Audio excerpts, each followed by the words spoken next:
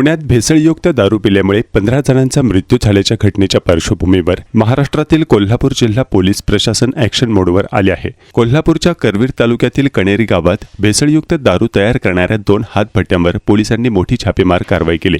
या कारवाईत सुमारे 1,55,820 रुपयांचे साहित्य, कच्चे दारू आणि दारू निर्मितीसाठी वापरण्यात येणारी सामग्री मोठ्या प्रमाणात नष्ट करण्यात आली।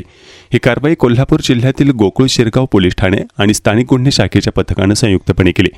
कणेरीवाडी येथे 2 वेगवेगळ्या ठिकाणी सुरू असलेल्या हातभट्ट्यांवर छापे टाकून दारू निर्मितीसाठी वापरले जाणारे कच्चे रसायन, तयार दारू बनवण्याचे साहित्य जप्त करून नष्ट करण्यात आले।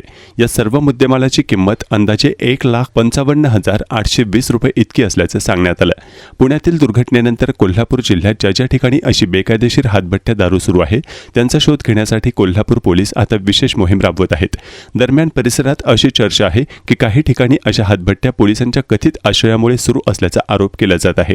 पुण्यातील घटनेनंतर कोल्हापूर पोलीस आणि राज्य उत्पादन शुल्क विभागातही खळबळ उडाली असून बेकायदेशीर दारू निर्मिती विरोधात कारवाई अधिक तीव्र होण्याची शक्यता आहे।